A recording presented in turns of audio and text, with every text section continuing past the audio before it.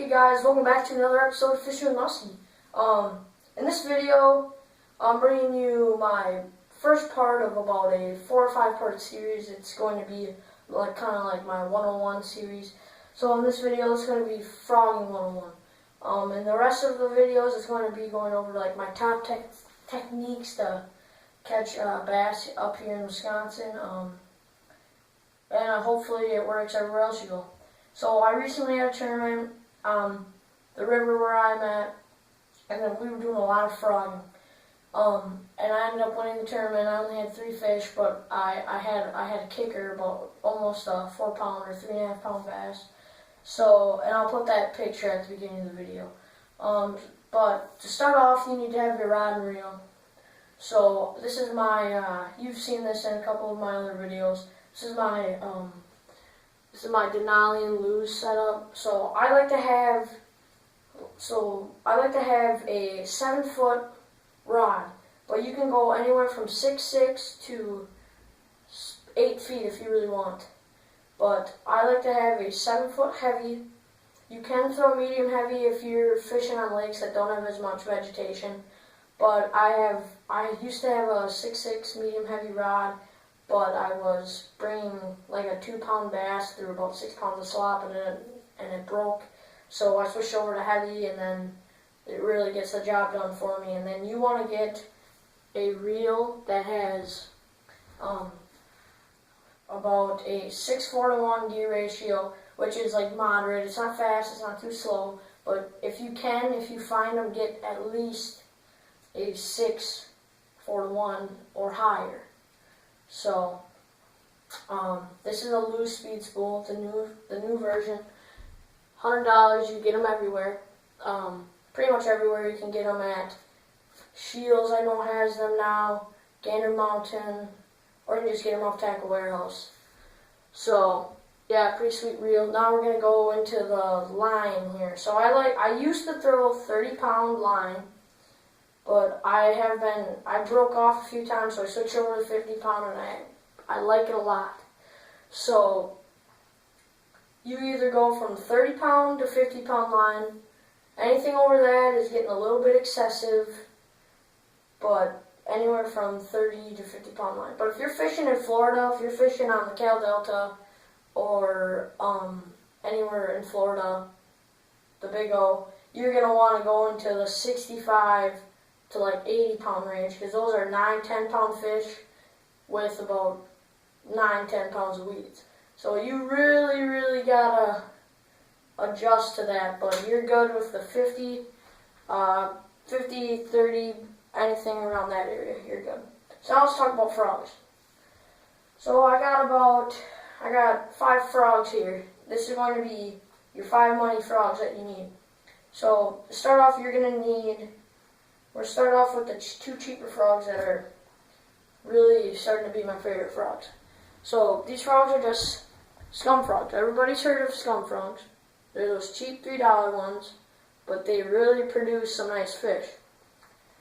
2 colors you're going to want in that is a kind of like a white, just this white original camel color, and then this is kind of my secret color. It's been working all year long.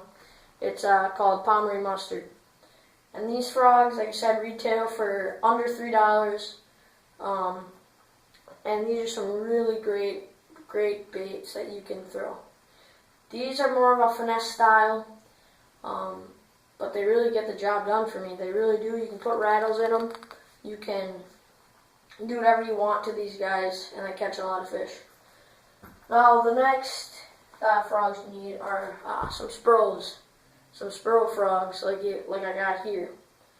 You want to have a black one, just a black bottom, and then you're going to want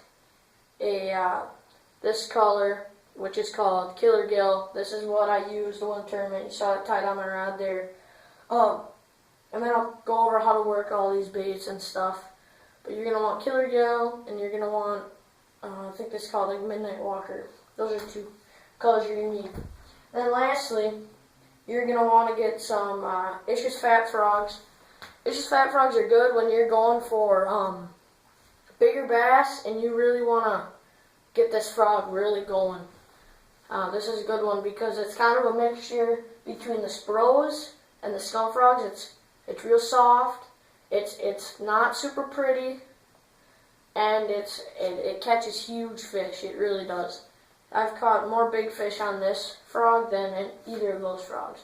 So it's something about this frog. I think it's maybe just how it's kind of more of a flatter, straighter design than, say, like a copper's. And it's a great frog. And then you want this bluegill color. This is really good in the spring. And then you're going to want just a white, just a flat white. It's called Dumb Ant. Get these on Tackle Warehouse. You can't find these ones everywhere, but if you can find them, you got to get them.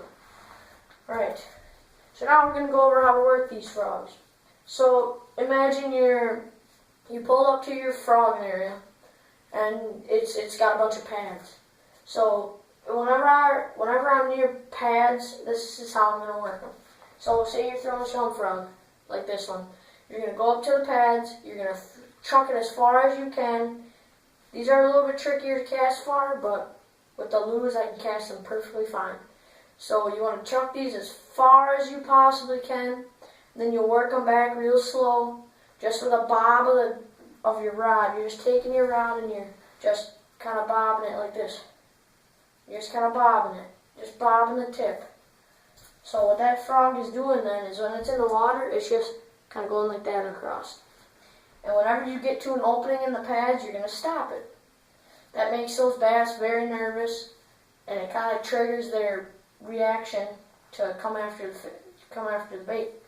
So you're going to reel it, you're going to stop it in all those areas, and most importantly, once you get it to the edge of the mat, or lily pads, if you're fishing from the edge in, you're going to stop it on that edge. I cannot stress this enough. When you get that bait to the edge of whatever cover you're throwing it into, stop it. Just stop it for like a few seconds. You just stop it.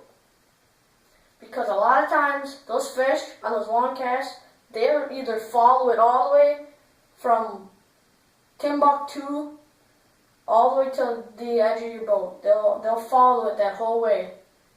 And then you just stop it and then they come after it. Or they're just fish that are laying on the edge, which they do all the time.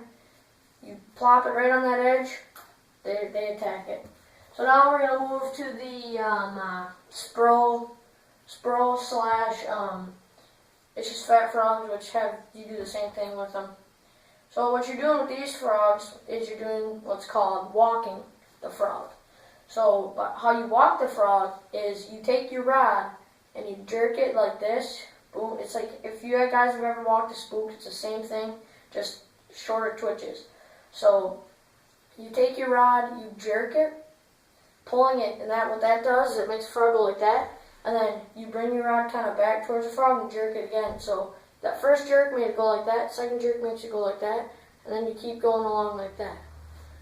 So how that works is it jerks that way. When you pull the slack back, your kind of line is slackening and it like dips off this way. When you jerk it, it pulls it back this way. So I'll only use that presentation when I'm either in open water, around wood, around seawalls, around docks, anything that's kind of in the open, not in super thick weeds. I usually never walk this in weeds, mainly because it's kind of tricky to get that going, because you'll get it going and then you get on some weeds and it's like going like this, and then it's tricky. It's tricky to do it. I'll skip these under docks. I'll skip them around wood, and most importantly, you want to fish these type of frogs in open water. They look pretty for a reason. They don't look pretty they look pretty so they catch your eye, but they look pretty so they catch the fish's eye. Even though that's the only thing that the bass sees, it's a huge difference from looking at that to looking at that.